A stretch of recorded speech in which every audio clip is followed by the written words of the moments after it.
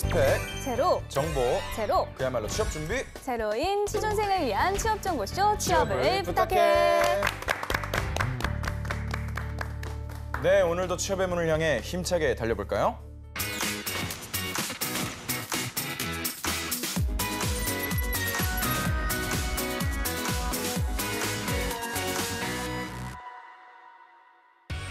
당신의 인생을 바꿔줄 기적의 자기소개서 비결 Doing Yourself DIY 자기소개서.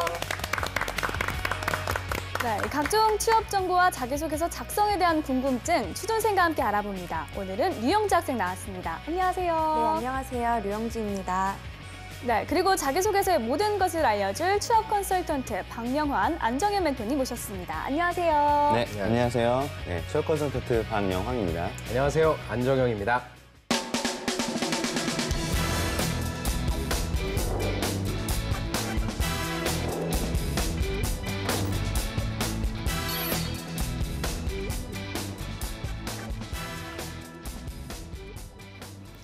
오늘 자기소개서의 주인공은 어떤 분일까요? 오늘의 주인공, 너를 보여줘. 네, 나왔습니다. 나왔습니다. 쿠쿠 해외 영업직 지원자입니다. 네. 밥솥 하면 떠오르는 대표 브랜드죠? 쿠쿠, 네. 네, 쿠쿠. 우리 박 멘토님 회사 소개 먼저 네. 해주시죠. 일단은 뭐 우리 일상생활에 굉장히 친숙한 기업이고요. 네. 네. 일단 저희 나라보다는 중국에서 먼저 알아본 기업이기도 하거든요. 그러니까 중국 요유커들이 먼저 이제 한국에 오게 되면 예전에 화장품 이런 거 굉장히 많이 사는데 네. 요즘에는 밥솥을 그렇게 많이 사간다고 합니다. 그러니까 이게 한국의 어떤 이 전자밥솥을 지으면 밥이 되게 맛있대요. 네. 네, 그래서 그때부터 이제 입소문을 타고 쿠쿠전자가 이제 중국 시장에 굉장히 많이 인기를 끌게 되었고, 그래서 해외 사업을 지원한 사람들에게는 굉장히 좀 전망이 밝은 회사라고 볼 수 있고요. 네. 특히 요즘에는 이제 렌탈 사업에도 좀 투자를 많이 하고 있어서 렌탈 가전 쪽의 사업에도 투자함으로써 좀 더 이제 성장이 기대되는 그런 기업이라고 볼 수 있을 것 같습니다. 네. 네, 저도 공항에서 이제 중국 분들이 쿠쿠전자 박스 들고 그쵸. 기다리는 거 네. 되게 많이 봤거든요. 네. 정말 인기가 많은 것 같습니다. 쿠쿠전자는 대기업은 아니지만 인지도가 높다는 점에서 취준생들이 아마 많은 관심을 가지지 않을까 네. 생각이 드는데요. 취준생의 입장에서 어떤 이미지를 좀 갖고 있나요? 확실히 좀 취업난이 심해지면서 취준생들이 굉장히 알짜 중견 기업으로 눈을 많이 돌리고 있는데 그런 의미에서 이제 쿠쿠전자는 취준생들 사이에서 굉장히 인기가 높은 편입니다. 네, 이 쿠쿠전자는 서류 전형과 2차례 면접을 통해서 최종 합격자를 선정한다고 하는데 네. 이 경우 어떤 점에 가장 중점을 두고 준비를 해야 할까요? 특별히 다른 기업이랑 다르게 다른 건 없고요. 쿠쿠전자 같은 경우에는 말씀하신 것처럼 매출액이 한 7천억 정도의 중견 기업입니다. 네. 튼실하고요. 또 인적성을 보지 않습니다. 그래서 영업 마케팅이라고 하는 굉장히 많은 지원자들이 되게 좀 좋아하는 회사라서 저는 무엇보다도 자소서를 합격하면 바로 면접으로 갈 수 있기 때문에 자소서 전형이 가장 중요하지 않을까 그렇게 좀 생각을 하고 있습니다. 네, 말씀하신 대로 이 서류 전형 통과가 1차 관문이 될 텐데요. 자기소개서는 별도의 양식 없이 자유롭게 쓰도록 하고 있습니다. 이 경우는 어떤 점을 좀 신경을 쓰면 다른 지원자들에 비해서 더 눈에 띌 수 있을까요? 일단은 이제 자유 양식이라고 하면 사실 굉장히 어려워들 하더라고요. 어떤 네. 항목을 선택해야 될지. 제가 볼 때는 그냥 기본적으로 우리가 실력과 인성이 잘 드러나도록 구성을 하라고 얘기하거든요. 네. 그러니까 본인의 가치관과 본인의 어떤 그 비전이 쿠쿠전자와 얼마나 잘 맞는지에 대한 인성적인 측면이 잘 드러나면 좋겠고 특히 역량 중심으로 자소서를 잘 작성해야 될 것 같아요. 그래서 자기가 이 직무를 얼마나 잘 수행할 수 있는지에 대한 부분들을 좀 강조해서 보여주게 되면 그런 면에서 이제 자소서에서 이제 면접관이 끌림을 가질 수 있게 되겠죠. 네. 뭔가 이 역량을 아까 말씀하셨는데 이 차별화된 역량을 보여주는 네. 것도 좋지만 회사가 원하는 인재임을 보여줘야 될 것 같은데요. 우리 쿠쿠전자의 인재상은 어떤 것이 있나요? 네, 인재상 말씀드리겠습니다. 네. 쿠쿠전자의 인재상은 어려운 과제에도 과감히 도전하는 의욕, 그다음에 인재를 육성하는 능력, 자기 개발을 도모하면서 조직의 공헌, 고객을 중시하고 고객에 대한 만족 추구, 세계 인류 가전업체로서의 기술, 자율적인 조직 운영 이렇게 6가지라고 들 수 있습니다. 네, 오늘 주인공의 지원 직무는 해외 영업입니다. 만약에 영주 학생이 해외 영업 업무에 지원을 한다면 본인의 어떤 점을 어필할 수 있을까요? 해외 영업 같은 경우에는 좀 굉장히 다양한 거래선들을 좀 관리하는 게 중요하다고 알고 있어서 네. 많은 정보들을 좀 철저하게 다룰 수 있는 그런 꼼꼼함, 세심함 같은 걸 어필할 수 있을 것 같습니다. 꼼꼼함, 세심함. 꼼꼼함, 세심함. 네. 자, 그렇다면 해외 영업 직무 지원자들은 어떤 자질을 갖춰야 하는지 구체적으로 우리 네. 박 멘토님께서 말씀 주시죠. 일단 꼼꼼함하고 세심함 받았고요. 네. 그다음에 대부분 이제 해외 영업 지원하시는 분들의 특징이 언어적인 부분을 다 잘한다는 거거든요. 그러니까 그거는 기본인데 좀 아쉬운 게 무역에 대한 좀 부족함이 있다라든지 그래서 무역적인 지식에 대한 추가적인 이해가 필요할 것 같고요. 네. 해외 영업도 일단 해외 시장에 대한 마케팅이거든요. 그러니까 마케팅적인 좀 지식이 있었으면 좋겠고 특히 뭐 쿠쿠 전세에 좀 한다면 중국어에 대한 능력을 좀 더 갖추고 있다면 더 좋지 않을까라는 생각이 들게 되었습니다. 네네. 네, 알겠습니다. 그럼 주인공이 관련 직무에 적합한 인재인지 프로필부터 보도록 하겠습니다. 여성분이시고요. 취미와 특기가 운동과 영어 토론입니다. 네. 전공은 국제 경영이고요. 학점은 3.92점 졸업한 상태네요. 자격증은 모스마스터 2010 그리고 수상 경력은요. 베트남 비즈니스 아이템 기획 공모전 2등을 했다고 합니다. 어학 점수는 토익이 930점, 오픽이 AL 그리고 HSK 5급 자격증을 가지고 있습니다. 그리고 대내 활동으로는요. 영어 토론 동아리 5년 8개월 그리고 영어 교육 봉사 8개월의 대내 활동이 있습니다. 영어 능력만큼은 좀 검증이 되는 느낌이에요. 경력으로는요. LG전자 인도 법인 세일즈 인턴 2개월 그리고 네오브이 드림이즈 해외 영업 6개월의 경력이 있습니다. 네, 어학 실력이 네. 무척 좋은 것 같습니다. 이 토익 점수뿐만이 아니라 해외 법인에서 인턴을 한 경험도 있어요. 네, 무엇보다 이 지원 직무인 해외 영업 부문에서 일한 경력이 좀 눈에 띄는데요. 네. 아무래도 많은 도움이 되겠죠. 네, 토익 930의 AL이면 실제 뭐 프리토킹이 가능하고 비즈니스 회화도 가능하다는 수준으로 볼 수 있고요. 네. 경력들도 보니까 뭐 다 해외 영업에 관련된 부분이라 저는 딱 맞다고 생각됩니다. 네, 우리 영주 학생은 오늘 주인공의 프로필 중에 가장 뭐 인상적인 부분이 있나요? 약간 특별히 뭘 꼽을 수 없이 정말로 해외 영업을 위해 태어난 사람 같은데 약간 방영학 멘토님께서 말씀하셨던 뭐 무역 지식 그리고 마케팅 능력 그리고 중국어 능력까지 모두 다 충족시키고 있는 지원자 같습니다. 네, 그렇습니다. 이 멘토님들께서는 주인공의 프로필 중 어떤 부분을 눈여겨보셨나요? 네. 일단 네오브이 드림이즈라고 하는 곳에 6개월 정도의 해외 영업을 했다라고 했는데 네. 이때 뭘 했을까에 대한 좀 궁금증이 생기는 것 같아요. 네. 그래서 실제적으로 어떤 해외 시장에 대해서 얼마나 좀 준비를 해왔는지 네. 또 어느 시장에 대해서 집중적으로 해외 영어를 해봤는지에 대한 경험들이 좀 이제 볼 때 굉장히 중요한 요소라고 생각합니다. 네. 네. 저 같은 경우에도 베트남에서의 아이템 기획 공모전이 있었어요. 네. 실제 어떤 기획력을 좀 보고 싶고요. 그다음에 LG전자의 세일즈 인턴을 통해서 실질적으로 어떻게 세일즈를 했는지, 그다음 우리 박 멘토님께서 말씀하신 것처럼 실제 해외 영업에서 두 가지 역량이 어떻게 결합됐는지를 좀 보고 싶습니다. 네, 알겠습니다. 자, 그러면 본격적으로 자기소개서를 보면서 지원 분야에 적합한 인재인지 확인해 보겠습니다.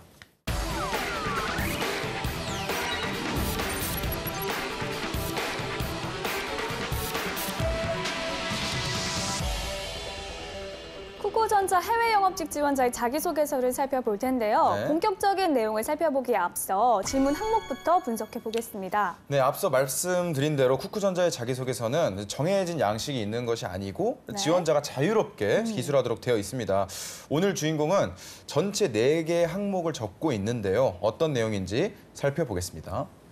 네, 먼저 첫 번째입니다. 지원 동기 및 입사 후 포부.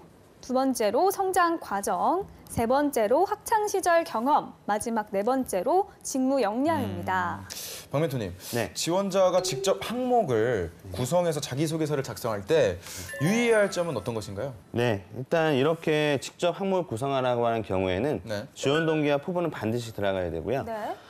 그다음에 이제 직무 역량을 보여주는 부분도 반드시 들어가야 돼서 그런 부분에서는 잘 이제 구성이 되었다고 생각하는데요. 네. 좀 아쉬운 거는 학창 시절의 경험이라고 해서 약간 두루뭉술한 항목을 선정하고 있는데 이것보다는 약간 좀 해외 영어에 맞는 도전 경험 뭐 이런 것들이 좀 더 구체적으로 추가했다면 어땠을까라는 생각이 들기도 합니다. 네, 그렇다면 각 항목에 답변을 할 때 중점을 두거나 피해야 할 것이 있다면 어떤 것이 있을까요? 1번부터 보겠습니다. 지원 동기 및 입사 후 포부. 이 항목은 당연히 왜 이 회사인지에 대한 회사 지원 동기, 네. 그다음에 왜 해외 영업인지에 대한 직무 지원 동기가 나와야 될 것 같고요. 입사 후 포부는 그런 본인의 어떤 기여분, 회사에 어떤 식으로 발전에 기여하겠다라는 내용이 좀 들어왔으면 좋겠고요. 두 번째 성장 과정은 뭐 다 아시겠지만 가치관이라든지 본인의 어떤 성격인지에 대해서 좀 내용이 나왔으면 좋겠고요. 세 번째 학창 시절 경험 같은 경우에는 다양한 대내 활동, 직무 역량에 관련된 4번에 관련된 내용뿐만 아니라 이것뿐만 아니라 추가적인 어떤 다양한 활동을 했는지 그래서 본인이 어떠한 사람인지를 좀 나타냈으면 좋겠고요. 마지막으로 4번 직무 역량이 가장 중요하겠죠. 본인이 이 일을 잘할 수 있는 정량적인 이유와 정성적인 이유들을 제시해주면 좋을 것 같습니다. 네, 자, 그러면 주인공의 자기소개서 내용을 본격적으로 살펴보겠습니다. 우선 지원 동기 및 입사 후 포부에 대한 내용입니다. 네, 주인공은 어떤 내용을 쓰고 있는지 소제목부터 보도록 하겠습니다. 지원 동기, 소외된 사람들도 기술적 혜택을 누리는 삶. 네, 이 지원 동기를 중심으로 소제목을 작성한 것 같아요. 안멘토님 소제목 어떻게 보시나요? 저는 어떤 내용을 말하는지는 조금 알 것 같아서 좀 괜찮은데요. 네. 자꾸 읽어보시면 아시겠지만 말이 조금 어색합니다. 네. 그래서 차라리 소외된 사람들도 누릴 수 있는 기술적 혜택. 예, 이렇게 바꾸는 게 조금 좋을 것 같습니다. 훨씬 읽기가 편하네요. 네. 알겠습니다. 그럼 구체적으로 어떤 내용을 적었는지 제가 한번 읽어보도록 하겠습니다. 지원 동기, 소외된 사람들도 기술적 혜택을 누리는 삶. 세계적으로 기술이 발전하고 있습니다. 하지만 발전된 기술이 주는 삶의 편안함을 여전히 똑같이 누리지 못하는 많은 사람들을 보았습니다. 기술이 발전된 국가뿐 아니라 아직 발전되지 않은 개발도상국에도 쿠쿠전자 제품을 전달하며 그들의 삶의 질을 향상시키는 것이 저의 비전입니다. 특히 쿠쿠전자는 인도네시아, 인도, 베트남으로 판매를 확대하고 있습니다. 높은 퀄리티와 합리적인 가격에 제품을 제공하는 쿠쿠전자에서의 저의 비전을 달성하고 싶습니다. 비전을 달성하기 위해선 무역에 대한 지식, 그리고 쿠쿠전자 브랜드가 확산될 수 있는 마케팅 전략을 수립해야 합니다. 이를 위해 저는 무역협회에서 진행하는 무역 실무 교육을 수료함으로써 명문 계약서의 불리한 조항을 찾아내고 인코텀스 등 해외 영업 직책의 실무에서 일어나는 전반적인 내용을 파악하게 되었습니다. 특별히 입고에서부터 출하까지 직접 눈으로 보고 확인한다라는 마음가짐으로 사무실과 현장을 오가며 업무 관리를 철저하게 하는 것이 바이어들에게 신뢰를 주는 비결임을 배웠습니다. 또한 LG전자 인도법인에서 인턴으로 근무하며 냉장고를 부탁해 마케팅 전략과 쿠커리 클래스 프로모션을 기획한 경험이 있습니다.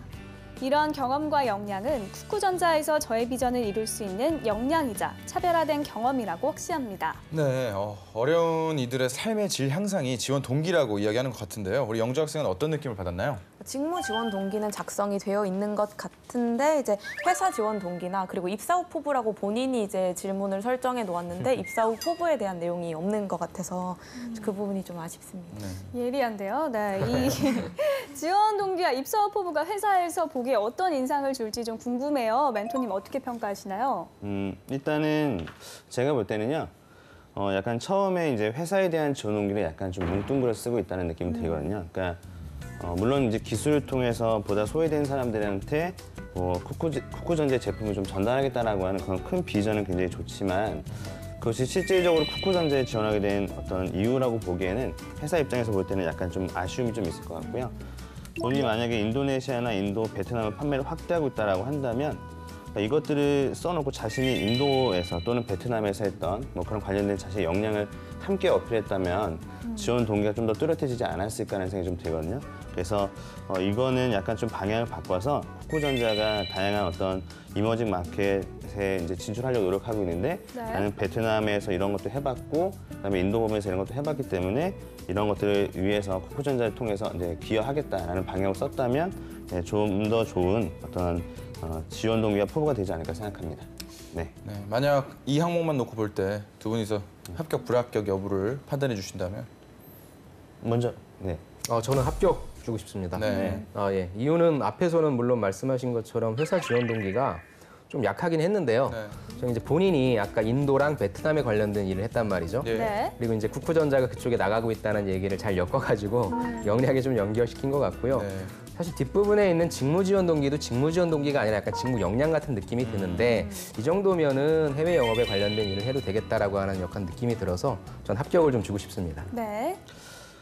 일단은 네, 저도 뭐 이 부분에 대해서는 크게 뭐 불합격을 줄 만한 이유는 딱히 없다는 생각이 들기도 해요. 근데 네. 좀 이게 좀 제가 이걸 합격을 드리면 이것도 애매할 것 같기도 하고 뭐 그런 부분이 있는데 중요한 것은 어쨌든 인도네시아, 인도, 베트남 이런 어떤 해외 영업적인 전체적인 큰 그림을 그리고 지원했다라고 하는 것이기 때문에 네. 그런 면에서는 합격을 줘도 무방할 것 같습니다. 네. 네. 네. 이 자기소개서 작성 자체의 완성도보다는 그 해당 경력이 좀 매력적이기 때문에 높은 점수를 주신 네. 것 같습니다. 네. 다음 항목도 살펴보도록 하겠습니다. 학창 시절 경험에 대한 것인데요. 네, 우선 주인공의 소제목부터 살펴보겠습니다. 인도에서 맥심 커피를 팔다. 네, 인도 법인 인턴은 전자회사의 경력이라는 점에서 그와 관련한 제목은 좀 아닌 것 같아요. 박멘토님 소제목 어떻게 보시나요? 네, 일단은 뭐 그 소제목에 대한 어떤 내용이 확실하게 들어오는 것 같고요. 네. 그리고 자신이 인도에서 일했다는 어떤 경험과 거기서 무엇을 했다라고 하는 내용이 잘 드러나기 때문에 소제목으로서는 크게 문제가 없다고 생각합니다. 네. 네, 자세한 내용은 제가 읽어보겠습니다. 네. 인도에서 맥심 커피를 팔다. 교내 해외 연수 프로그램 중 인도에서 팀원들과 맥심 봉지 커피를 판 경험이 있습니다. 단 것을 좋아하는 인도 현지인 입맛에 설탕이 많은 한국의 봉지 커피가 제격일 것이라 생각해 맥심 커피로 선정했습니다. 또한 이러한 도전을 기획하며 교과서에서 배웠던 마케팅 전략을 실제로 활용해보고 싶었고 무엇보다 현지에는 없는 한국 제품을 좋아하고 신기해할 외국인의 반응이 기대되었습니다. 그렇게 우리는 부푼 기대를 안고 인도에서 사람이 가장 많은 관광지인 겐지스강에서 커피를 팔았습니다. 하지만 운영 결과 시간당 평균 방문객이 3명뿐이었습니다. 홍보가 잘 되지 않았나 싶어 지나가는 사람들에게 무료 시식도 했지만 결과는 나아지지 않았습니다. 문제 원인을 파악해보고자 주변 노점을 관찰한 결과 더운 날씨로 고객에게 얼음을 함께 파는 것을 발견했습니다. 이에 팀원들은 우리도 얼음을 구입하여 고객의 더위를 해결하고자 했습니다. 하지만 저는 얼음 구입이 비용 대비 효과가 크지 않을 것이라고 판단했습니다. 주변 상권과 비교해 차별화 포인트가 크지 않았기 때문입니다. 오히려 고객의 니즈를 더욱 철저히 분석해보고자 사람들의 행동을 관찰하기 시작했습니다. 그 결과 더운 날씨에도 불구하고 겐지스강 앞에서 요가, 맨발 걷기, 일광욕 등 다양한 체험을 하는 것을 발견했습니다. 즉, 사람들의 가장 큰 니즈는 더위를 피하는 것보단 여행지에서의 즐거움을 극대화하는 것이었습니다. 이에 저와 팀원들은 커피 구매 고객을 대상으로 겐지스강 포토존에서 필름 카메라로 사진을 찍어주고 인화해주는 서비스를 기획했습니다.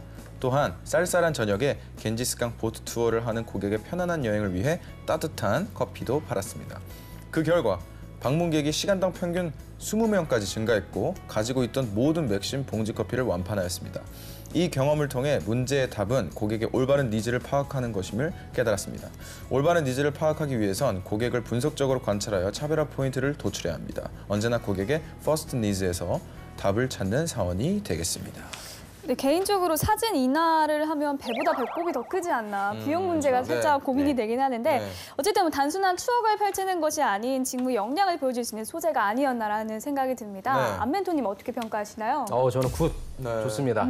학창 시절의 경험하면 일단 뭐 교내에서 뭐 어떤 일을 했다라고 하는 거를 생각하는 게 1차적인데 이 친구는 밖에 나간 걸 좀 얘기를 했어요. 그 자체가 약간 좀 강력하고요.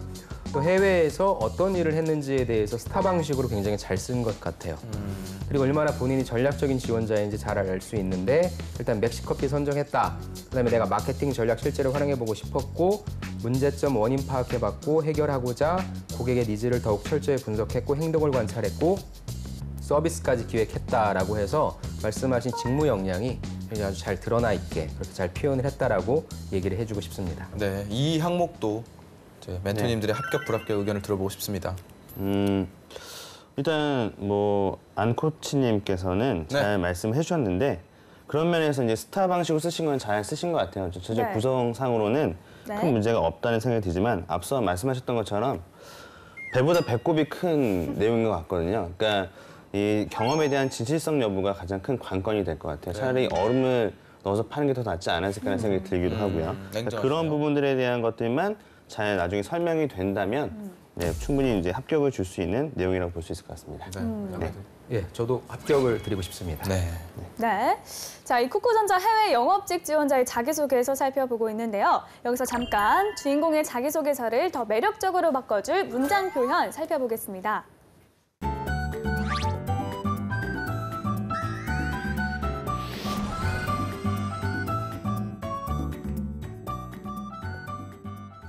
막간을 이용한 보미의 효과적인 문장 표현법 알아보겠습니다.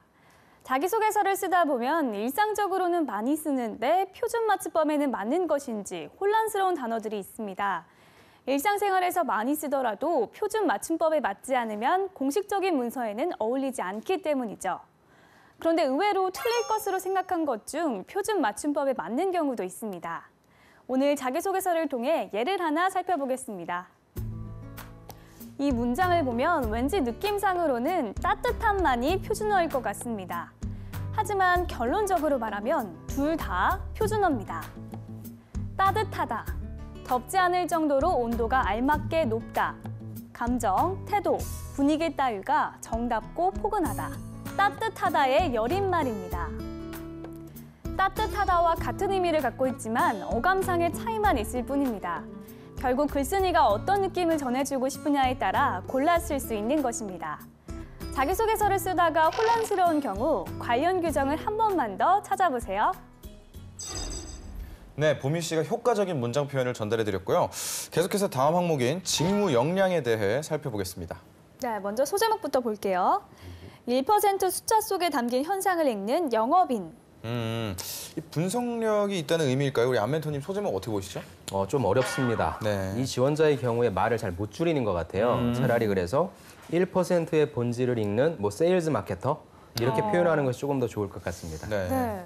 구체적인 내용은 어떤지 제가 한번 읽어보겠습니다. 1% 숫자 속에 담긴 현상을 읽는 영업인. LG전자 인도법인에서 세일즈 인턴으로 근무하며 데이터 분석의 중요성을 깨달았습니다. 진정한 분석력이란 데이터 이면에 숨겨진 시장 상황을 객관적으로 파악하는 것. 이것이 영업 핵심 KPI임을 배웠습니다. 저에게 주어진 업무는 하반기 적자 공식을 없애기 위해 매출 손익에 영향을 주는 요소를 찾는 것이었습니다. 특히 작년 대비 매출이 1% 하락했고 원인을 분석하고자 두 가지 액션 플랜을 세웠습니다. 첫째, 경쟁사 제품을 선택한 고객의 구매 결정 이유를 파악하고자 고객 30명을 대상으로 홈 비지트를 실시했습니다. 자사가 갖추지 못한 경쟁사의 우위 요소를 파악하는 것이 1% 매출 하락의 답이라고 판단했기 때문입니다. 심층 인터뷰를 진행한 결과 중년층인 부모보다 10대, 20대 자녀층에게 경쟁사 브랜드 호감도가 높은 것이 경쟁 우위였습니다.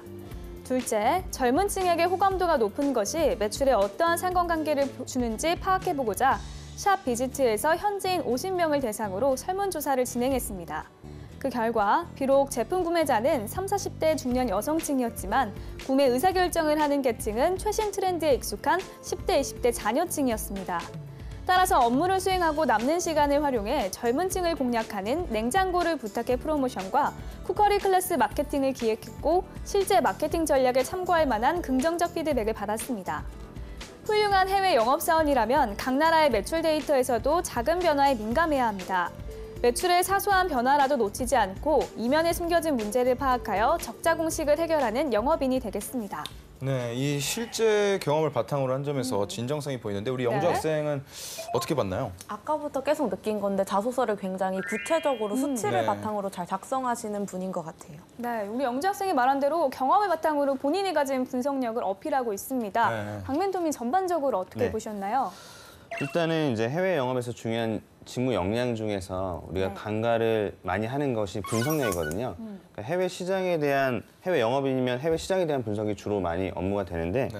그런 본인의 어떤 분석력이나 이런 것들을 잘 보여준 하나의 대표적인 사례라고 생각을 하고 있고요.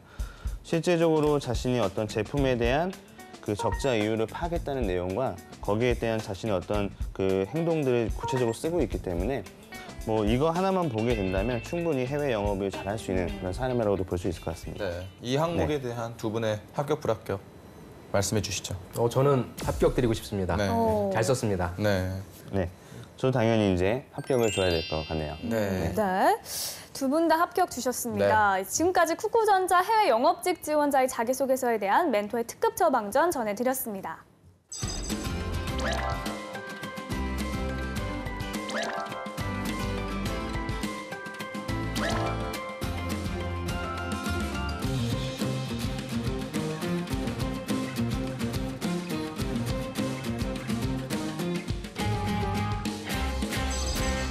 네, 이번에는 오늘의 출연자 영주 학생이 직접 나설 차례입니다. 오늘 살펴본 자기소개서 항목 중 한 항목을 직접 써왔죠? 네, 직무 역량에 대해서 멘토님께서 주신 사전 코멘트를 바탕으로 작성했습니다. 네, 멘토님의 사전 코멘트 어떤 것이었나요? 네, 멘토님의 사전 코멘트는 첫째, 직무 역량 키워드 제시와 그 이유. 둘째, 첫째, 둘째 등으로 구조화해서 정량 정성적 요소를 서술하라. 셋째, 결론에 다시 한번 키워드를 재강조하라였습니다. 네, 그러면 멘토님의 조언을 잘 반영했는지 한번 읽어주세요. 네. 천상 영업사원, 해외 영업은 문제 해결력과 고객 지향적 사고가 필요합니다. 첫째, 문제 해결력입니다. 신시장을 개척하고 국제시장에 내재하는 다양한 변수를 능동적으로 대처해야 하기 때문입니다. 학과 집행부장을 역임할 때 참여율 저조로 인해 불발될 위기에 놓였던 학과 MT를 성공적으로 주최했습니다. 학생들의 호기심을 자극하기 위한 참여형 프로그램과 비용 및 거리 조정을 통해 1, 2학년 86%라는 참여율을 이끌어냈습니다. 둘째, 고객지향적 사고입니다. 치열한 경쟁 시장에서 고객 감동을 실현해 경쟁력을 키워야 하기 때문입니다. 바텐더로 근무하며 수동적 판매가 아닌 고객들에게 맞는 주류를 추천하는 방식으로 판매해야겠다고 생각했습니다. 주류를 공부하며 새 제조법을 고민했습니다. 그 후 고객의 체질과 취향, 기분을 파악해서 주류를 추천하는 방식으로 판매했습니다. 그 결과 전체 바텐더 8명 중에 가장 많은 당구를 확보했습니다. 저의 문제 해결력과 고객지향적 사고를 통해 국제시장에서 다른 기업들과는 차별화된 쿠쿠만의 경쟁력을 발굴하겠습니다. 네, 이 문제 해결력과 고객지향적 사고에 대해서 경험을 바탕으로 이야기하고 있는데요. 사전 코멘트를 주신 안정희 멘토님께서 전반적인 평가를 해주시죠. 예, 참 우리 영주 학생은 정말 잘 써요. 본인이 갖고 있는 경험이 많지도 않은데 직무에 맞게 참 매번 잘 바꿔서 잘 쓰는 것 요리를 같아요. 잘하는 것 같아요. 일단 제가 요청드린 구조대로 키워드를 제시하셨고 이유는 비록 보이지 않았지만 첫째, 둘째로 그 이유에 대해서 그 내용에 대해서 좀 말씀해 주셨고요. 잘 쓰셨는데 다만 이제 한 가지 영주 학생 경우에는 이제 뭐 해외 영업 직무를 지원하지 않으니까 상관은 없는데 지금 이 내용 문제 해결력과 고객 지향적 사고 이거는 해외 영업을 해도 말이 되고요. 지금 일반 국내 영업 관리를 넣어도 말이 되고요. 마케팅을 넣어도 말이 되고 일반 MD를 넣어도 말이 될 것 같아요. 그러니까 직무를 지웠을 때 말이 되면은 좀 말이 안 되거든요. 네, 그래서 해외 영업을 지원하시는 분들은 우리 박 멘토님께서 처음에 말씀하셨잖아요. 해외 영업의 직무에 관련된 역량을 반드시 좀 포함시켜 주셨으면 좋겠다는 그런 말씀을 좀 드리고 싶습니다. 네, 우리 영주 학생 멘토님의 평가를 듣고 추가로 궁금한 점 있나요? 이제 해외 영업은 굉장히 어학적인 능력이 중요하잖아요. 근데 네. 보통 이력서에 본인의 어학 능력을 기재하게 되어 있는데 그 외에도 굉장히 커뮤니케이션 스킬이 뛰어난 경우에 자기소개서에 따로 또 그거를 기재를 해도 괜찮을지 직무 역량에 네. 그런 부분이 좀 궁금합니다. 그러니까 이미 그 영어 성적을 넣었는데 자기소개서에 또 그런 내용을 넣어도 되냐? 네, 이력서에 이미 기재가 되어 있지만 네. 본인이 충분히 회화가 가능하다라는 걸 좀 어필하기 위해서 네. 직무 역량 칸에 좀 작성을 해도 괜찮은지. 그러니까 저는 그게 그렇게 큰 경쟁력은 아니라고 보거든요, 사실. 왜냐하면 영어라고 하는 부분이 내가 비즈니스 회화까지 가능하다라고 하는 게 과연 해외 영업을 같이 지원하는 지원자들 사이에서 얼마만큼 특출난지는 모르겠는데 그런 부분들은 베이스로 갖고 있기 때문에 사실 처음에 말씀하신 것처럼 무역적인 지식이라든지 그 외에 다른 정량적인 지식들을 어필하는 것이 저는 좀 조금 더 낫지 않을까라는 생각을 좀 해봅니다. 네. 자, 이렇게 해서 영주 학생의 자기소개서까지 살펴봤습니다. 이제 대기업 공채가 마무리가 되고 중소기업 채용에 취준생들의 관심이 쏠리는 시점입니다. 네. 중견 중소기업 취업을 준비하는 이들을 위한 조언 한마디 해주시죠. 네. 이제 소위 말하는 엄마가 아는 기업은 이제 공채가 다 끝났고요. 네. 그래서 엄마는 모르지만 기업은 알고 있는 회사들이 많거든요. 네. 그러니까 저희 취업 컨설턴트들의 눈에 볼 때는 굉장히 경쟁력 있고 매력적인 회사들이 많은데 그런 회사를 보는 눈이 아직까지 좀 부족한 것 같아요. 그래서 제가 볼 때는 그 월드 클래스 300이라고 하는 그런 사이트를 이용하셔서 회사에 들어가 보시면 알짜 기업에 대한 정보들을 얻으실 수 있거든요. 그러니까 그런 기업들에 대한 이름을 잘 기억해 놓으셨다가 채용이 뜨면 시도해보는 그런 어떤 기업에 대한 이해가 가장 중요할 거라고 생각합니다. 네, 여러분들이 그렇게 가고 싶어하는 대기업이 우리 전체 취준생 중에 한 4%만 들어간다고 합니다. 나머지 이제 96%가 중견 기업 아니면 중소기업으로 들어가야 되는데요. 저는 여러분들이 알고 있는 브랜드, 그다음에 여러분들이 이미지가 좋은 그런 기업을 선택하는 것도 물론 좋은데요. 더 중요한 부분은 여러분들이 지원하고자 하는 기업이 중견이다, 중소다, 대기업을 떠나서 이 기업이 속한 산업 자체가 앞으로 성장 가능성이 있는 산업이냐 아니면 하향하는 산업이냐 우리가 흔히 얘기하는 4차 산업혁명과 맞물렸을 때 그런 것들을 좀 보셨으면 좋겠고요. 그래서 여러분들이 지원하시는 그런 부분들에 있어서 그런 산업적인 요소도 좀 고려를 하셨으면 좋겠고요. 그다음에 나중에 또 여러분들이 지원하시는 직무에 따라서 충분히 대기업으로 이직도 가능한 직무가 있거든요. 그래서 만약 대기업에서 떨어지신 분이 계시다면 좀 튼실한 중견 중소기업에 지원하시는 것도 하나의 훌륭한 전략이 되지 않을까 싶습니다. 네, 취준생 여러분들 포기하지 마시고요. 이 작지만 알짜배기 기업 잘 찾아보시기 바랍니다. 네. 자, 오늘은 쿠쿠전자 해외 영업직 지원자의 자기소개서 살펴봤습니다. 탄탄한 자기소개서로 취업의 꿈을 이루기를 바라면서 DIY 자기소개서 오늘 순서는 여기서 마치겠습니다. 감사합니다.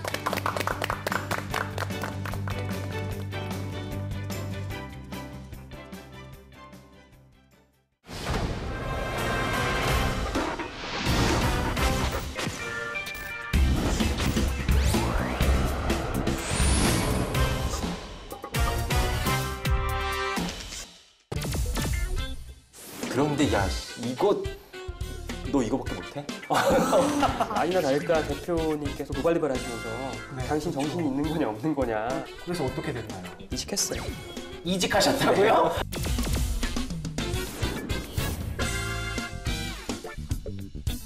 동의합니다. 하지만 내 포인트에 동의를 하는데 왜 하지만이 붙지? 그 타임키퍼라고 해서 우리 시간이 5분밖에 안 남았으니까 이제 빨리 마무리합시다.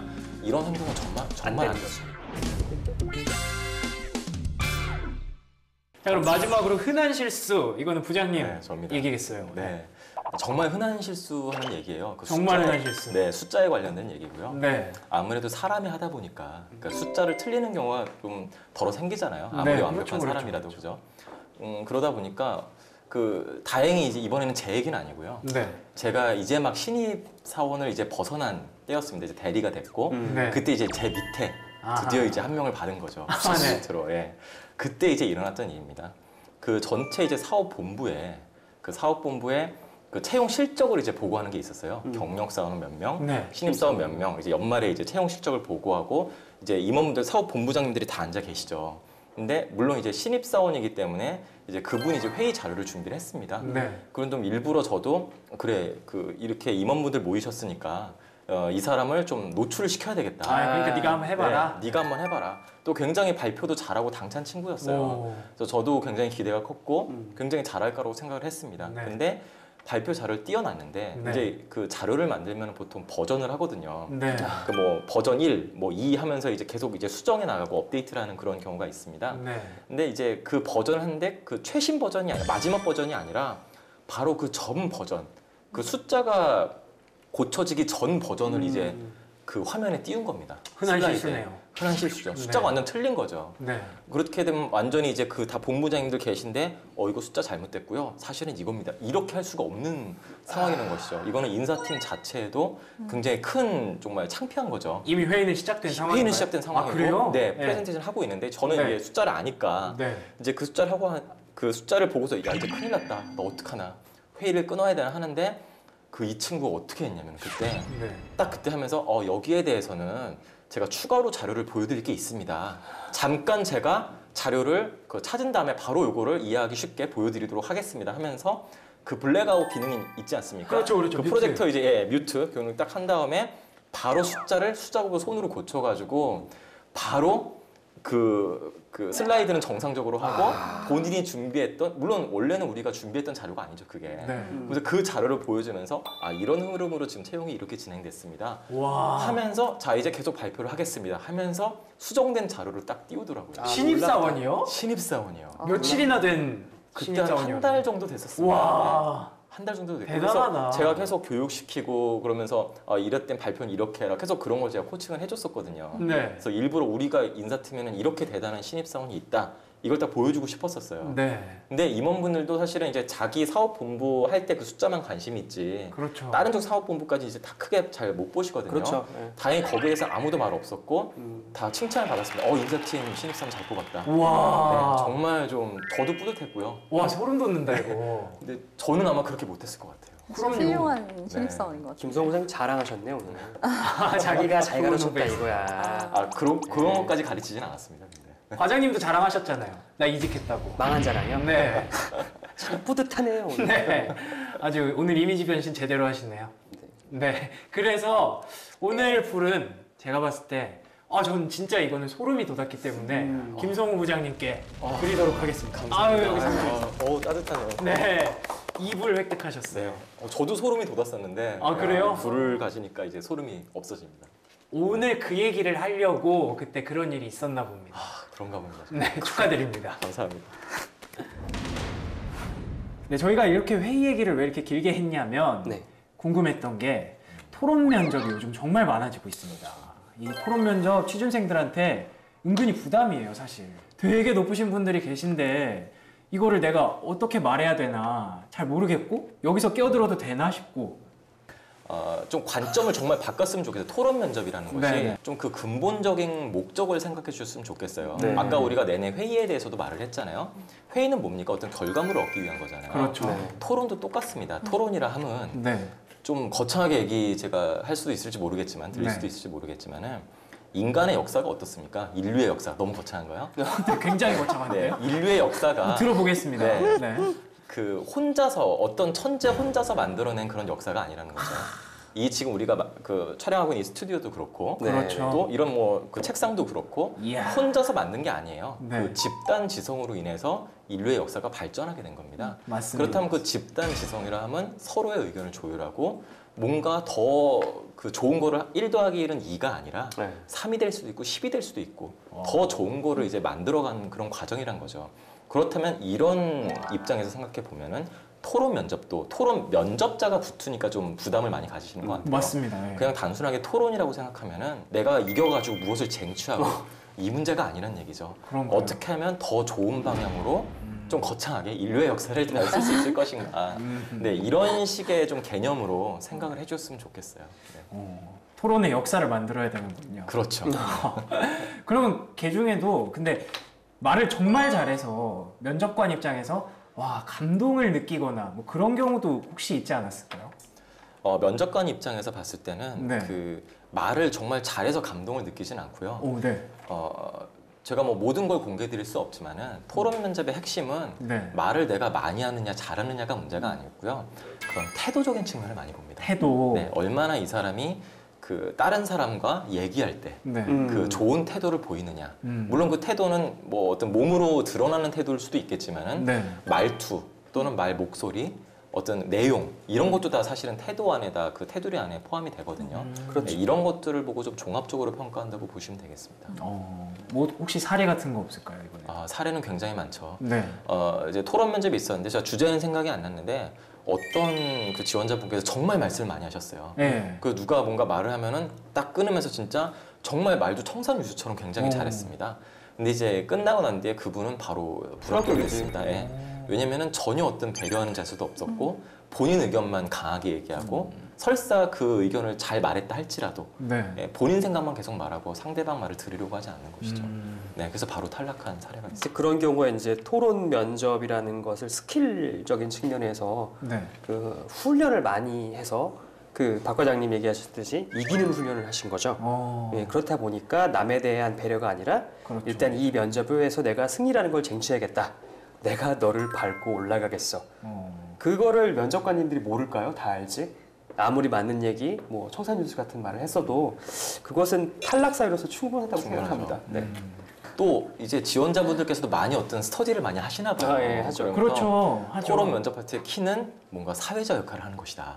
네. 그래서 뭔가 의견을 종합하고 있어 보이게 내가 결론을 딱 짓는 것이 그 높은 점수를 받을 수 있는 비결이다. 그래야 내가 붙을 수 있다. 네, 그런 좀 잘못된 관념들이 많이 퍼져 있어요. 네. 물론 근본적으로는 맞습니다. 근데 그런 게 또 쉽진 않거든요. 근데 그런 분들은 보통 어떤 성향을 보이냐면은 면접이 시작됩니다. 네. 한마디도 하지 않습니다. 가만히 듣고 있습니다. 네. 그러다가 막판에 이제 뭔가 정리해서 빵 터트립니다. 네. 근데 이제 그 본인 입장에서는 이제 빵 터트리는데 면접관 입장에서는 저 사람 뭐지? 그렇죠. 이런 네. 식의 경우가 정말 그 100명 중에 99명은 다 그런 식이거든요. 좀 뭔가 그런 좀 잘못된 전략은 좀 지양을 했었으면 좋겠어요. 그건 잘못된 전략이고. 네, 굉장히 잘못된 거죠. 토론 면접 한창 이제 준비하고 할 때 네. 사회자를 꼭 해야 된다 뭐 이런 논란이 많이 있었어요. 네. 그래서 저는 이제 제가 면접 오리엔테이션 할 때는 반드시 그 말을 언급했던 것 같아요. 여기 사회자 없습니다. 네. 의견 종합하지 마세요. 네. 여러분들끼리 자유롭게 토론하는 모습을 면접관님들께서 평가할 겁니다. 사회자 하지 마세요. 네. 그렇게 얘기를 하고 넘어갔던 것 같아요. 저는. 저희가 앞에서 토론 면접에 대해서 잠깐 맛배기로 조금 얘기를 했었잖아요. 부장님께서 막 얘기를 막 신나게 하셔가지고 제가 잠깐 자제를 시켜드렸는데 지금부터 한번 본격적으로 좀 얘기를 해보겠습니다. 토론 면접이란 이런 것이다. 한마디로 정의해 주신다면 어떻게 해주실 수 있을까요? 네. 통합적인 커뮤니케이션 스킬을 평가하는 툴이라고 보시면 될 것 같고요. 통합적인 커뮤니케이션 스킬을 평가하는 툴이군요. 네네네. 예. 이게 그 앞서 회의 때도 얘기했지만 네. 여기를 평가하는 영역들은 크게 이제 뭐 주제에 대한 이해도, 네. 뭐 아이디어에 대한 뭐 독창성, 창의성, 네. 반드시 같이 들어가는 게 배려심이 같이 들어가요. 요 항목으로 평가한 이유가 뭐냐면 그런 네. 거예요. 내가 이 토론의 주제에 연관해서 나의 주장과 의견을 남이 네. 듣는 사람이 내가 생각하고 있는 것과 똑같이 받아들일 수 있도록 이해력과 논리력을 가지고 설명을 할 수 설득을 할 있느냐, 수 있느냐. 설명을 할 수 있느냐. 그게 하나가 들어가고 두 네. 번째는 남이 나에게 하는 말이 있을 거 아니에요? 남의 의견, 타인의 의견을 어떻게 들어줄 그 줄 사람의 의도대로 받아들일 수 있느냐. 그 듣는 어떤 능력이라는 것도 같이 보는 네. 거죠. 동시에 이제 여러 사람에게 발언의 기회가 주어지고 그 네. 발언의 기회마다 이야기할 수 있는 선택이 주어지는 것처럼 네. 여러 사람의 발언권에 대해서 얼마만큼 내가 배려하고 네. 인정할 수 있느냐. 네. 이런 종합적인 커뮤니케이션 스킬을 알아보는 그런 면접 전형 단계라고 볼 수가 있는 거죠. 그 토론 면접에서의 가장 키는 그 경청이라고 볼 수 있겠습니다. 경청이라 하면 명석 씨 어떤 게 경청이라고 생각을 하십니까? 제가 지금 하고 있는 거죠. 네, 그렇죠. 이렇게 쳐다보고 고개 끄덕거리고 네. 뭐 이렇게 받아 적기도 하고. 아, 네. 네, 근데 이거는 사실은 경청이라고 할 수는 없어요. 그거는 경청을 하기 위한 당연한 그런 기본적인 하나의 제스처일 뿐이고요. 경청이라고 하는 것은 아까 뭐라고 말씀드렸습니까? 회의할 때도 그렇고 네. 그 서로의 의견을 통합하는 과정이잖아요. 예. 교집합을 찾아가는 과정입니다. 그렇죠. 교집합. 그렇다면 그 교집합을 찾아가기 위해서는 경청을 해야 되는데요. 경청은 그 팁을 한 3가지 정도로 제가 말씀드리고 싶어요. 네. 하나는 뭐 토론 면접뿐만 아니라 이거는 회의할 때도 마찬가지고 토론할 네. 때도 마찬가지입니다. 경청은 누군가 이제 발언을 하면은 네. 그 사람의 이름을 불러주세요. 네. 그래서 이름을 불러주시면서 뭐 정치적 발언이 있겠죠. 뭐 잘 들었습니다. 네. 이런 발언도 있지만 그런 거는 경청이라고 치진 않아요. 잘 들었습니다 하고서 막 이상한 욕하고 막 이러면 안 되겠죠. 네. 잘 들었습니다 한 다음에 첫 번째는 상대방이 말한 말을 요약해 주세요. 오. 그 요약을 뭐 또 장황하게 하면 안 되겠죠. 네. 그냥 핵심 포인트만 집어서 요약. 아 뭐 A, 네. A, B에 대한 말씀을 하셨는데 네. 요 정도로만 이제 요약을 해주셔도 됩니다. 그 다음에 이제 팁 2번째는 네. 요약을 하신 다음에 거기에 있어서 그 교집합을 찾아가는 과정이라고 했잖아요. 네. 동의점을 찾으세요. 동의점. 아, 물론 내 생각은 사실은 C죠. A, B가 아니라 내 생각은 그럴 C일 수 수가 있죠. 있어요. 네. 하지만은 그 상대방도 분명히 이상한 말은 안 했을 거라고요. 네. 그렇다면 그 중에 동의점을 찾으세요. 아, 그 A, B를 말씀하셨는데 그 중에 B는 전 전적으로 동의를 합니다. 정말 맞는 말씀 하셨습니다. 교집합을 찾는 거죠. 와. 그러면서 이제 마지막 3번째는 네, 세 번째가 또 세 있군요. 번째는 네. 그 절대로 그런 부정적인 어투나 단어를 써서는 안 됩니다. 오. 예를 들어서 저는 뭐 여기에 이의 있습니다. 저는 반대되는 의견이 있습니다. 또는 공격적으로 질문할 수도 있죠. 뭐 청문회 때 이런 거 많이 나오는데요. 네. 이거 뭐 숫자 이런데 이거에 대해서는 어떻게 생각하세요?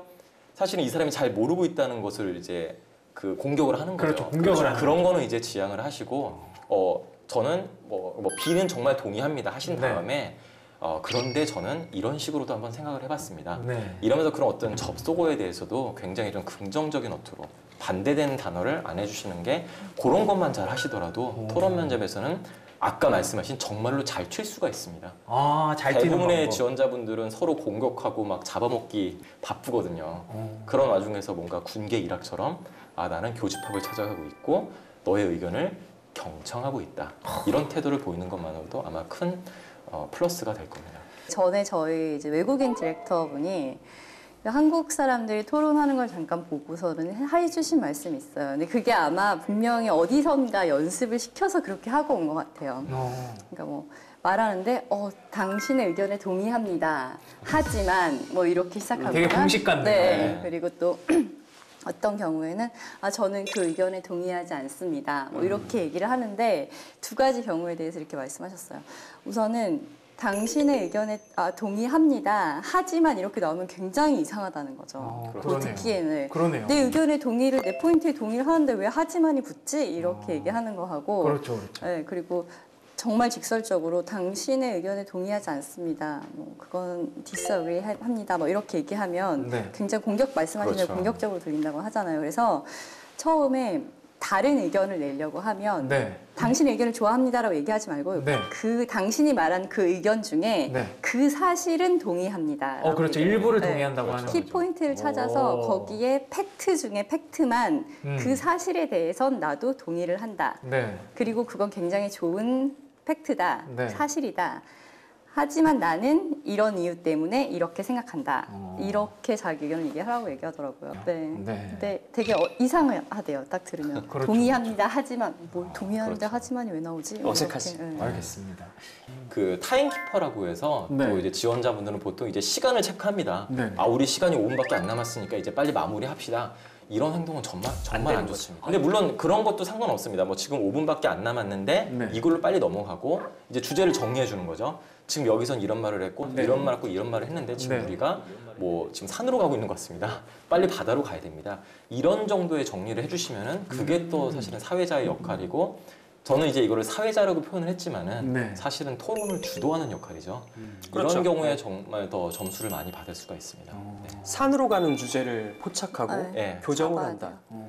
요약하고 나서 지금 이 부분에 대해서 우리가 말을 했는데 산으로 가고 있는데 이제는 우리가 지금 말씀하신 이 부분에 더 한번 집중해서 그렇죠, 하겠습니다. 요 정도로 하는 게 좋겠습니다. 그게 굉장히 중요한 역할이군요. 네. 저도 뭐 거의 포인트 되게 잘 집어주신 것 같은데 그러니까 다른 사람의 의견을 물을 필요는 없을 것 같아요. 제가 이거 뭐 그래서 저는 이런데 어떻게 생각하세요? 이렇게는 그냥 자연스럽게 할 말 그렇죠. 있는 사람이 그렇죠, 얘기하면 되는 거고 뭐 딱히 어떤 사람을 지목해서 뿐만 아니라 다른 사람들한테도 의견을 내주세요. 이런 네. 얘기는 불필요한 것이 아니었나라는 생각이 듭니다. 그래서 이걸 정리하면은 결국엔 교집합을 만들어가는 거죠. 상대방과 의견을 절충하는 과정이고 그러기 위해서는 정말 이런 태도들이 필요하다. 태도들이 중요하다. 예, 이렇게 보시면 되겠습니다. 이게 사실 말을 많이 하고 싶은 순간도 있고 근데 왠지 괜히 들어야 될 것 같고 그런 순간이 되게 헷갈리더라고요. 그래서 굳이 따지자면 뭐가 더 중요할까요? 전 적극적으로 하는 게 중요하다고 생각합니다. 그래요? 다만 내가 말을 하려고 하면은 근데 뭐 1분의 법칙이라고 하죠. 많은 분들이 말씀하시는데 네. 어떤 말을 하더라도 토론 면접 때도 그렇고 일반 인성 면접 때도 그렇고 네. 1분 이내로 내가 말한다. 뭐 면접관이 뭐 시간 재지는 않습니다. 그렇죠, 그렇죠. 근데 내가 1분 이내로 말을 한다라는 그런 좀 약간 그런 관념을 가지고 하면은 내가 말을 장황하게 안 하게 되겠죠. 하지만 어쨌든 적극적으로 하시고 근데 또 그런 지원자가 또 있습니다. 그럼 서로 이제 말이 겹칠 수가 있어요. 내가 말하려고 하는데 상대방도 말해요. 네. 그럼 무조건 양보하시죠. 양보해야지. 뭐 거기까지는 잘해요. 무조건. 근데 상대방도 그 말을 들었어 알아요. 상대방도 양보해요. 그러면은 그때는 내가 해도 됩니다. 근데 상대방이 만약에 양보 안 하면은 상대방이 말하잖아요. 네. 그럼 어떻습니까? 다른 지원자분들은 그 다음에는 내가 말할 거라고 다들 알고 있어요. 무의식적으로. 그렇기 때문에 양보하는 미덕도 보여주시는 게 중요합니다. 그렇군요. 네. 실제로 면접장 엿보면은 눈치 되게 많이 봐요. 아, 그렇죠. 누가 먼저 하는 사람도 있고 맞아요. 꼭 다음번을 노리다가 같이 나갔다가 이제 좀 많이 훈련이 된 면접자들 같은 경우는 먼저 하시죠. 이렇게 먼저 얘기하고 예 알겠습니다. 주거니 받거니 이렇게 하면서 같이 상생해 나가는 분위기 속에서 뭔가를 찾아 나가야지 예, 서로 공격하면 안 되겠죠. 그런 거 가지고. 그렇다고 뭐 너무 굳이 소극적으로 막 일부러 얘기 안 하고 그럴 필요도 없고. 네, 굳이가 그렇죠. 아니라 무조건 해야 적극적으로 돼요. 하셔야 됩니다. 예. 누가 먼저 얘기하는 거 없이 순서대로 다 얘기하는 것 같아요. 맞아요, 이 사람 얘기하면 이 사람 얘기하고 네. 다음 옆에 있는 사람 얘기하고 그게 제일 편해요. 네, 그렇죠. 네. 그렇게 얘기하는 것 같아요. 어떻게 보면 훈련이 되신 분들이니까 네. 그렇게 자동으로 돌아갔던 것 같기도 하네요. 근데 토론 면접이 네. 또 한 두세 명이 들어가는 게 아니잖아요. 그렇죠. 가면 한 8명씩 들어간다고. 맞아요. 참석 4명, 반대 4명 이런 식으로 있다 보면은 가끔 폭탄 지원자가 있어요. 있습니다. 예. 전혀 훈련이 되지 않았거나 뭐 이런 경우가 진짜 돌발 상황인데 여기는 진짜 어떻게 할 수가 없어요. 근데 다행인 거는 이제 면접 위원님들께서는 그것마저도 가려서 평가를 하실 수 있는 준비가 되신 분들이기 때문에 네. 망했다라고 판단하고 쉽게 놓아버리거나 네. 포기하지 않으셨으면 좋겠어요. 맞습니다. 제가 이제 그 엘모 그룹과 또 에스모 그룹에서 실제 토론과 뭐 PT 면접 이런 면접들을 다 좀 설계를 했었어요. 그리고 실제 그 채용을 리딩을 했었었는데 네. 그 토론 면접에서 보면은 보통 뭐 예를 들어 찬반 토론이다. 근데 뭔가 이제 그 결론이 안 났어요. 네. 그럼 다들 나오면서 아 망했다. 망했다. 이번 면접 끝이다. 뭐 이 생에는 안 돼. 이런 말씀들을 많이 하시는데 네. 절대로 그런 거에 저는 신경 안 쓰셔도 될 것 같습니다. 그렇죠. 예. 신경 써야 될 것은 아까 말씀하신 그런 어떤 폭탄 지원자가 있다 하더라도 내 페이스대로 가면 됩니다. 그럼요. 내 페이스대로 어떻게든 상대방의 의견을 잘 들어주려고 하고 어떻게든 교집합을 찾아가려는 그런 과정만 보여주는 걸로 저는 충분하다는 것이죠. 혹시 그런 적은 없었어요? 여러 명이 들어갔는데 여러 명이 다 찬성하는 네. 의견이거나 그런 적은 없었나요? 그런 적은 없었죠. 왜냐하면 그 설계 자체를 굉장히 다르게. 찬반이 나뉠 수 있는 나뉠 수밖에 문제를 내요. 없는 예. 문제를 합니다. 예. 이렇게 설계가 안 돼 있는 경우에는 어떻게 해야 되나요? 제가 일부러 막 난 여기서 튀어야겠다 이러면서 반대로 넘어가야 되는 건가요? 만약에 나는 원래 반대인데 네. 보니까 좀 튀기 위해서 아니면 좀 다른 거를 하기 위해서 찬성으로 의견을 바꿨어요. 네네. 거기까지는 좋아요. 네, 근데 근거가 왜냐면 나는 있어야죠. 원래 거기에 대한 생각이 없기 때문에 그 내가 원래 반대하고자 했던 거에 대한 그 원래 찬성을 해야 되는 건데 내가 만약에 반대로 그냥 바꿨다. 그럼 거기에 대한 내 논리를 줄어들겠죠. 하기가 쉽지가 않습니다. 많죠. 예. 예, 어려운 얘기인 것 같아요. 그래서 그냥 내 가치관 그대로 밀고 나가는 게 가장 좋습니다. 그렇죠. 그러면 이 토론 면접이 사실은 뭐 모든 기업에서 하는 건 아니잖아요. 그러다 보니까 가끔 생소하게 느껴지기도 하는데 그러면 평소에 어떤 준비를 하고 있어야 이 토론 면접을 잘 치를 수 있을까요? 그 가치 판단에 대한 문제도 시사상식과 더불어서 네. 여러 가지 케이스들이 이미 준비가 되는 게 많고요. 토론 면접이라고 하는 게 우리 네. 이게 모여 앉아서 이제 말로 면접을 받잖아요. 근데 토론 면접이라는 게 단순하게 이렇게 어떤 주제를 가지고 논의하는 것만이 토론 면접이 아닙니다. 어느 회사에서는 아예 레고를 가지고서 그런 블럭을 가지고서 그런 그 서로 조를 짜서 블럭을 얼마나 더 잘 만들어서 또 그 블럭을 사고 팔아요. 옆에 조랑. 건설. 예, 그러면서 이렇게 이거를 하는 그런 경우도 있고요. 또 어떤 회사는 아예 뭐 팀을 나눠서 요리를 합니다. 네. 요리하는 경우도 있고요. 어떤 회사는 아예 조별로 나눠져 가지고 서로 이 조는 무조건 찬성, 이 조는 무조건 반대. 그렇죠, 그래서 또 그렇죠. 팀워크를 보는 그런 것도 있습니다. 그렇죠. 그래서 토론 면접이라고 하는 거에 대해서는 그 지원자분들은 단순하게 그냥 토론 면접이 내가 뭐 준비 뭐 경청하는 태도 뭐 말 잘해야지 이런 걸 준비해야 되겠다. 이것도 물론 중요합니다. 근데 좀 더 마음을 비우고 내가 어떠한 상황이 닥치더라도 내가 정말로 좀 준비되어 있는 어떤 그런 좋은 태도를 보여야 되겠다. 이런 그런 마음가짐 그런 것만 좀 잘 준비돼 있어도 좋을 것 같습니다. 알겠습니다. 네. 저희가 토론에 대해서, 토론 면접에 대해서 정말 많은 얘기들을 했는데요. 저희가 지난 시간부터 어떻게 보면 공식 질문 같은 게 생겼어요. 네. 네. 그래서 토론 면접은 이거다. 이렇게 마지막으로 정리를 하고 마무리를 해보면 좋을 것 같습니다. 이상원 과장님이 생각하는 토론 면접이란? 토론 면접은 회사 생활 미리 보기다. 미리 보기다. 네네네. 그 종합적인 의사소통 역량을 평가하는 것 자체가 우리가 회사 생활하면서 수많은 경우에 맞닥뜨릴 수 있는 회의, 의견 이런 것들을 종합적으로 미리 이 분들의 자질을 보는 이런 과정이라고 생각이 됩니다. 네. 그렇게 생각하니까 정말 필요한 면접인 그럼요. 것 같아요. 예, 예. 예. 이 사람이 앞으로 나랑 근무를 계속 같이 할 그럼요. 거고 예. 생활을 계속 같이 할 건데 그거를 되게 잘 볼 수 있지 않나. 훌륭한 시뮬레이션이라고 보시면 네. 될 것 같습니다. 알겠습니다. 그러면 부장님께 여쭤보겠습니다. 네, 저는 토론 면접은 네. 교집합이다. 교집합이다. 네. 아까 잠깐 말씀을 해주셨던 것 그렇죠. 같은데요. 네. 내 의견만 주장하고 나만 옳고 네. 그렇다는 것을 아니라 그렇죠. 정말 남의 의견도 충분히 옳은 점이 많고 네. 거기에 대해서 그 합의점을 계속 찾아가는 과정. 네. 그렇게 되면 결과론적으로는 더욱더 플러스 알파 되는 어떤 더 좋은 결과물을 얻을 수 있지 않을까. 그래서 저는 그 토론 면접은 교집합이다 라고 말을 하고 싶습니다. 알겠습니다. 자, 마지막으로 과장님 좀 부담 느끼시는 것 엄청 같은데요. 부담스러워요. 그래요? 그 엄청난 부담감 속에서 나오는 그 단어가 굉장히 궁금하네요. 토론 면접이란 전 조화를 찾아가는 과정이라고 생각해요. 조화를 찾아가는 과정이다. 네, 뭐 다 똑같은 얘기긴 한데. 그렇죠. 비슷한 얘기죠. 네, 뭐 아까 토론 면접을 이렇게 조언하시는 분들이 이겨라 저라 뭐 이런 얘기 한다고 하셨잖아요. 네. 이기려고 하지 마라. 근데 그게 아니라 조화를 찾아가는 과정이고 조화롭게 사람들하고 얘기하고 듣고 하는 절차를 걸치는 게 토론이기 때문에 그걸 연습하는 뭐 순간이라고 생각하시면 될 것 같아요. 그걸 연습하는 순간이다. 네, 뭐 그만큼 마음을 편안하게 먹는 게 낫다는 뜻이겠죠. 그럼요. 네. 알겠습니다. 오늘 정말 뭐 토론 면접에 대해서 저희가 회의부터 시작해서 토론 면접까지 정말 많은 정보에 대해서 얘기도 하고 또 얻어갈 수 있었던 시간인 것 같고요. 오늘 세 분 진심으로 또 감사드린다는 말씀 드리겠습니다. 감사합니다. 네. 네, 저희는 다음에 더 솔직하고 대담한 방송으로 찾아뵙겠습니다. 여러분 고맙습니다. 감사합니다.